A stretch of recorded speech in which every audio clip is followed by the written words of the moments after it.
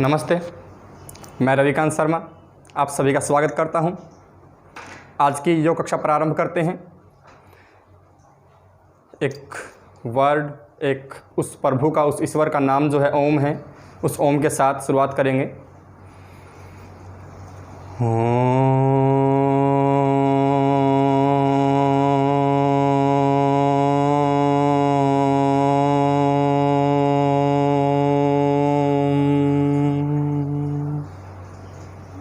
उस भगवान को, उस ईश्वर को, उस परमात्मा को याद करते हुए एक मंत्र के साथ ओम विश्वानि देव सवित्र दुरितानि परासुव यद भद्रम तन्ह आशुव।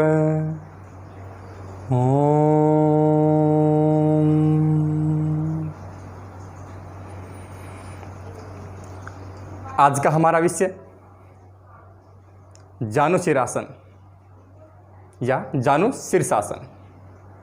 जैसा कि नाम से प्रतीत हो रहा है, जानु यानी हमारा घुटना और शीर्ष मतलब हमारा सिर जो है, उनको दोनों को एक दूसरे के साथ मिलाना है, यानी कि जानु शीर्षासन। लेकिन ध्यान रहे, जिनकी कमर में दर्द है, घुटनों का ऑपरेशन हुआ है या जिनको कमर का कोई रोग है, उनको इस आसन का अभ्यास नहीं करना। शुरुआत करते हैं। अपने बाएं पांव को लंबा करना है, दाएं पांव की एड़ी को अपनी जांघ में लगा लेना है, दोनों हाथों को इस प्रकार से मिलाते हुए ऊपर को स्ट्रेच करना है और यहीं से श्वास को पूर्ण रूप से बाहर छोड़ते हुए, एक्सहेल करते हुए अपनी पूरी बॉडी को आगे की ओर स्ट्रेच करना है। पाँव के पंजे को पकड़ते हुए अपनी नासिका को पीछे की ओर लेकर के जाते हुए अपने घुटने पर अपने माथे को ले आएंगे। अगर आप एक लंबे अभ्यास करता है तो आप इसी आसन को थोड़ा सा एडवांस कर सकते हैं, यानी अपनी कोहनी को जमीन पर टच कर सकते हैं। रिलैक्स। इस आसन का अभ्यास करने से हमारी पाँव की जो मांसपेशियां हैं, पिंडलियां हैं, वो मजबूत होती हैं, सुदृढ़ होती हैं, उनमें मजबूती आती है, कमर में लचक आती है। आइएगा, इसी के साथ दूसरे पाँव से अभ्यास करते हैं। यानी अपने दाएं पाँव को आपको लंबा करना है, बाएं पाँव की एड़ी को अपनी जांघ में लगा लेना है और ठीक उसी प्रकार से अपने दोनों हाथों को ऊपर की ओर स्ट्रेच करना है और स्ट्रेच के साथ श्वास को बाहर छोड़ते हुए अपने पाँव पर पूरा स्ट्रेच करते हुए ठीक उसी प्रकार से अपने माथे को, अपने फोरहेड को अपने नी पर, अपने घुटने पर रखना है।